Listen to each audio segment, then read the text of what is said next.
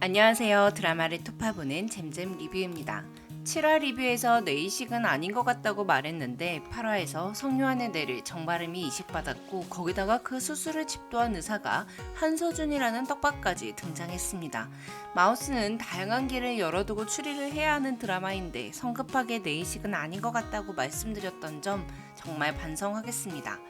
만약 성유한의 뇌를 정바름에게 이식한 게 맞다면 최용주가 실장한테 테이프를 보낸 것과 신상 형사의 아버지 신성민 의원이 무소속으로 대통령 선거에 출마했던 장면이 나온 것까지 모두 유기적으로 설명이 가능해집니다. 8화 리뷰는 두 가지를 토파볼 건데요. 첫 번째, 교도소에 있는 한서준이 정바름의 뇌수술을 집도할 수 있었던 이유. 두 번째, 오봉이를 공격한 매듭 살인마와 박현수를 죽인 범인의 진짜 정체. 그럼 8화 리뷰 시작할게요. 송수정을 비롯하여 최소 3명의 여성을 죽인 매듭살인마의 정체가 밝혀졌죠. 성실 이삿짐센터 아저씨이자 1화에 나왔던 박두석의 동료 형사였던 우재필이 오봉이를 죽이려던 현행범으로 잡혔고 박두석의 딸 박현수까지 25년 전 자신의 범행이라고 자백했습니다. 진술만 갖고는 믿기 어려웠으나 오봉이를 공격하다가 도망치는 과정에서 정바름에게 잡혔으니 우재필이 범인이라는 걸 피해갈 수 없는 상황인데요. 그런데 돌려보던 중에 중요한 사실을 발견했습니다. 어두운 집안에서 오봉이를 공격하던 모자 쓴 남자가 오봉이 입을 막을 때 화면이 너무 어두워서 밝기를 조정해봤거든요. 왼손 약지에 아주 두꺼운 반지를 끼고 있는 거 보이시죠? 그런데 방범창 봉사자 인터뷰 당시 변호사 우영철의 손을 보면 왼손 약지 손가락에 아주 두꺼운 결혼 반지를 확인할 수 있습니다. 반면 우재필이 봉사자들 사진을 찍어줄 때 장면을 보면 오른손과 왼손 모두 반지를 차지 않았죠. 즉 오봉이를 공격하고 최소 3명 이상을 죽인 매듭 살인마는 바르미의 추리대로 우재필의 아들 변호사 우영철이라는 거죠. 아들이 사람을 죽였다는 걸 알게 된 아버지가 아들의 행적을 쫓던 중 오봉이의 동네에 갔고 바르미와의 추격 과정에서 아들의 죄를 덮기 위해 대신 자백한 겁니다. 그렇다면 박두석의 딸 박현수까지 우재필의 아들 우영철이 죽였을까요? 고무치와 정바름은 헤드헌터 사건 기록을 다시 살피던 중 10살쯤 되는 남자아이를 데리고 다니던 목격자가 존재하는 사실을 알아냈습니다. 그리고 우재필은 박두석에게 25년 전 구령산 수색 중에 현수를 찾았었다. 도망쳤는지 숲속에서 웅크려 자고 있었는데 잘난 척하는 선배가 꼴보기 싫어서 나도 모르게 죽여버렸다고 말했습니다. 그런데 과연 이 사건까지 우재필의 아들 우영철이 범인일까요? 25년 전이니까 꽤 어렸을 텐데 말이죠. 전 박현수를 묻고 죽음에 몰고 간 건 최용주라고 생각합니다. 최용주는 박두석의 집을 몰래 훔쳐보며 죄책감이 가득한 얼굴을 했습니다. 또한 우재필에게 당신이 한 게 아닌데 왜 그렇게 말했는지 물었죠.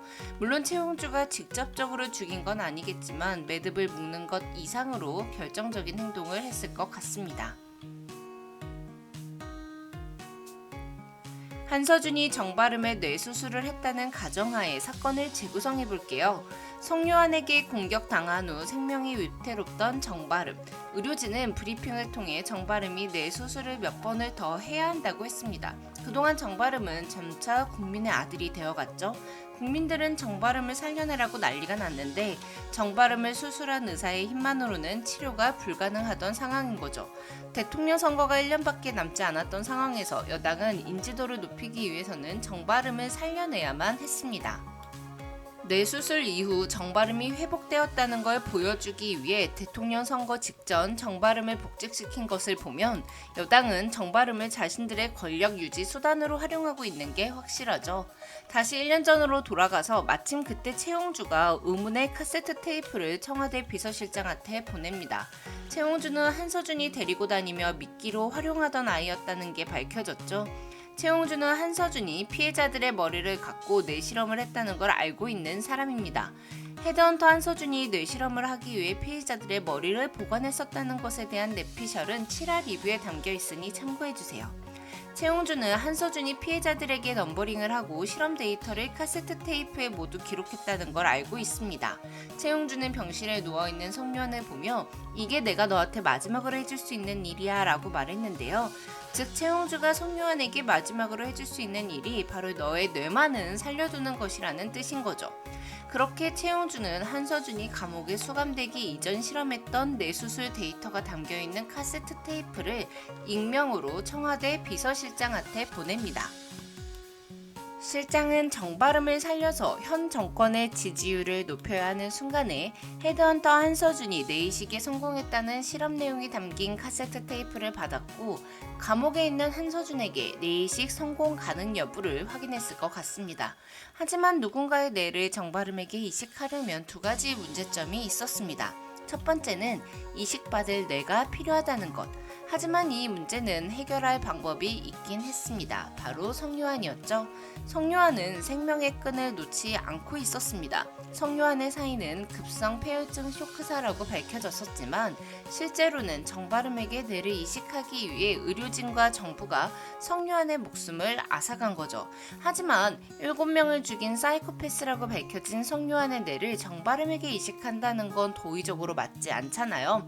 하지만 이 실장은 25년 전 헤드헌터 사건 때 범인을 잡지 못하자 지지율 회복을 위해서 혁신적인 강력 범죄 예방 대책을 준비하겠다며 데니얼의 사이코패스 유전자 태아 감별법 법안을 주장했던 사람입니다.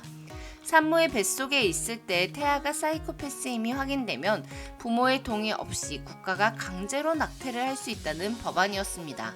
범죄자뿐 아니라 전 국민의 DNA를 국가에서 관리하겠다는 것인데 범죄율은 하락할 수 있으나 인권이 침해될 수 있는 법안이었죠. 즉 비서실장은 현 정권의 권력을 유지하기 위해 무엇이든 하는 사람이라고 볼 수 있습니다. 그렇게 사이코패스의 뇌를 일반인의 뇌에 이식한다는 게 문제가 있을 수 있다는 걸 알고 있지만 자신들의 지지율을 높이기 위한 수단으로 묵인하고 허용한 것 같습니다. 또는 한서준이 자신이 수술을 해주는 조건으로 성요한의 뇌를 요구했을 수도 있죠. 한서준은 아들이 필요한 사람이 아니라 같은 사이코패스 유전자를 갖고 있는 사람이 필요한 거니까 한서준 2세의 뇌가 깨어나면 감옥에 가야 하는 성요한에게 있는 것보단 자유롭게 활동할 수 있는 정발음의 뇌로 옮겨가는 게 더 이득이니까요.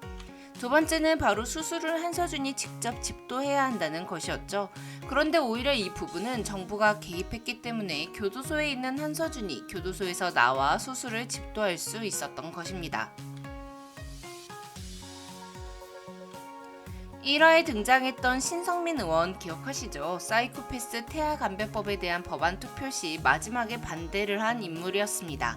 그리고 그때 아내가 어렵게 임신을 했다는 이야기를 했었는데요. 신성민 의원은 신상 형사의 아버지입니다. 그리고 신성민은 대통령 선거에 출마했죠. 7화에서 신상과 순찰을 돌던 바름은 낙서가 되어 있는 선거 포스터를 보고 차에서 내려 낙서를 지웁니다. 그리고 후보자들 중 가장 존경스러운 분이라며 신성민에게 투표할 거라고 말했죠. 신상은 자신의 아버지를 좋게 평가해주는 정발음을 백허그했는데요. 이 장면이 나온 이유가 무엇일까요? 그냥 단순하게 신상 형사의 아버지가 신성민 의원이라는 것, 그리고 대통령 선거에 출마했다는 걸 보여주는 장면은 아닙니다. 중요한 건 신상민 의원이 무소속으로 출마했다는 것 같습니다. 1화에서 분명히 국회의원장이었던 신성민은 비서실장과 같은 여당 소속이었습니다. 하지만 25년이 지난 지금 신성민은 무소속이죠. 사이코패스 유전자 태아 감별법 법안 발의에 반대했을 때 실장은 신성민에게 대통령이 경로했다며 뱃속에 있는 의원님의 아이가 안전한 세상에 살 권리가 박탈당했다고 말했습니다. 이때부터 신성민은 다른 길을 가게 된 것 같습니다. 내 아들이 살아갈 세상을 진짜로 더 좋게 만들어줄 정치를 하기 위해서요. 지금까지 드라마를 톱파보는 잼잼 리뷰였습니다. 감사합니다.